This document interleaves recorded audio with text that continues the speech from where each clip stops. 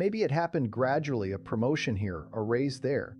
Or maybe it was a deliberate goal you worked toward for years, trading nights, weekends, and peace of mind for progress.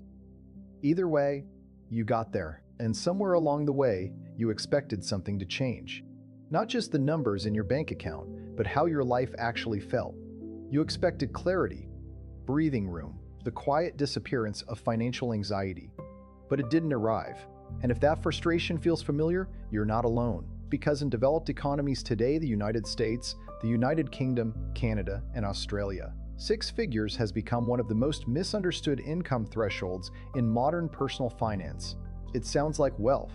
It often functions like a treadmill. Today, we're going to examine why.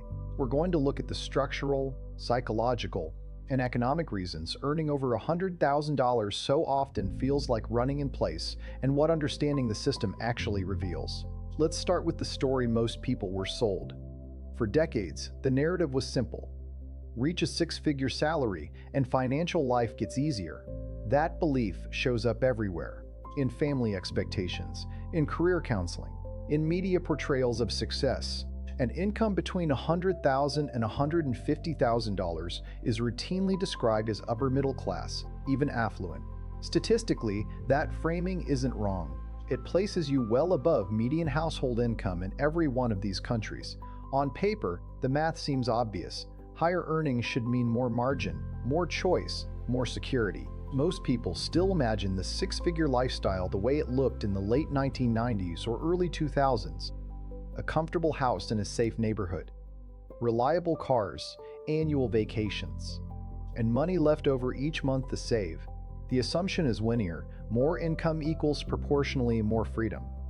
That assumption is exactly what creates disappointment when reality arrives. To understand why, we need to look at the actual flow of money, step by step.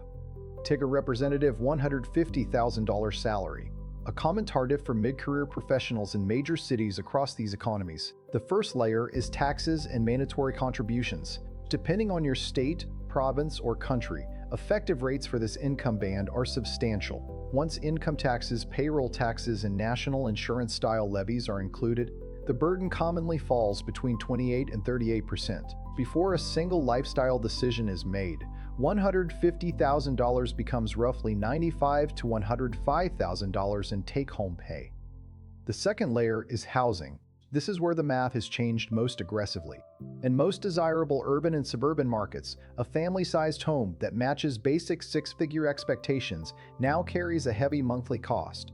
Mortgage or rent, property taxes, insurance, and baseline maintenance routinely consume 35 to 45% of after-tax income. This is not luxury. It's simply the modern cost of entry for neighborhoods with decent schools, low crime, and reasonable commutes to jobs that pay six figures. The third layer is core living. Transportation, groceries, utilities, healthcare costs, especially where private premiums and deductibles fall on the individual.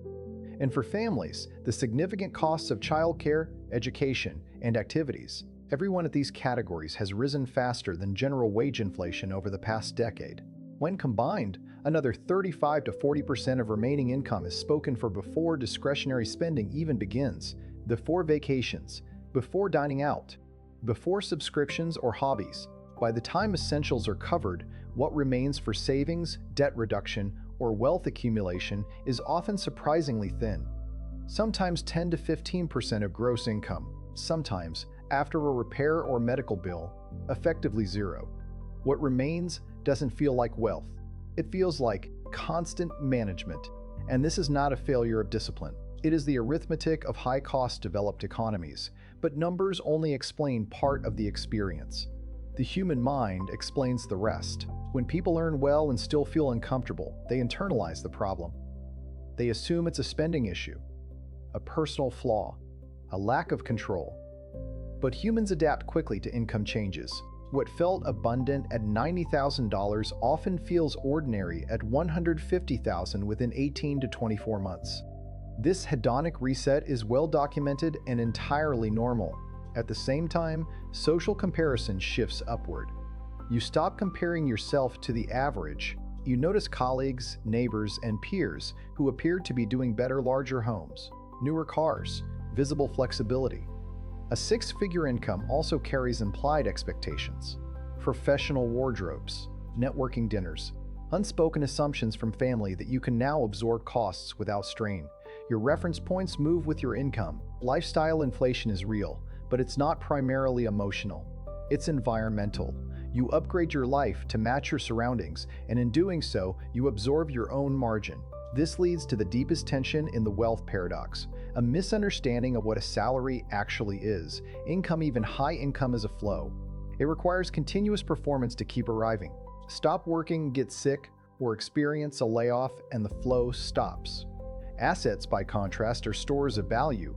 They persist. They stabilize. They exist independently of your time. Because most six-figure households still trade time directly for money, there is no automatic mechanism that converts higher earnings into ownership of productive assets. The salary funds a higher level of consumption, but it does not automatically build a balance sheet.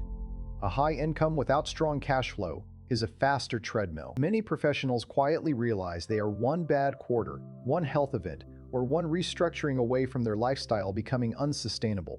That awareness creates a constant background pressure no paycheck fully removes. You have more than most, yet the feeling of enough keeps moving. So where does that leave us? Not with extreme frugality, not with cutting coffee or clipping coupons, but with a structural reframing. The key question isn't how much you earn. It's how much of what you earn becomes permanent financial capacity. The game isn't about maximizing annual income. It's about widening the gap between what you need to live and what you must earn to live. That gap compounds into independence over decades. The people who eventually experience six figures as comfortable aren't necessarily earning more than their peers. They've simply allowed more of their income to become assets instead of upgraded lifestyle. The difference is quiet, cumulative, structural. Six figures isn't broken. The old story about what it was supposed to deliver is. When you see the numbers, the taxes, the costs, and the psychology clearly, the path forward becomes clearer. Not easier, clearer. Discomfort isn't failure. It's data, a signal that income has grown faster than the structure supporting it. Structure can be built, deliberately. Over time, real wealth was never meant to feel like a sudden arrival. It was always meant to be built slowly, quietly, and structurally on the far side of understanding how the system actually works.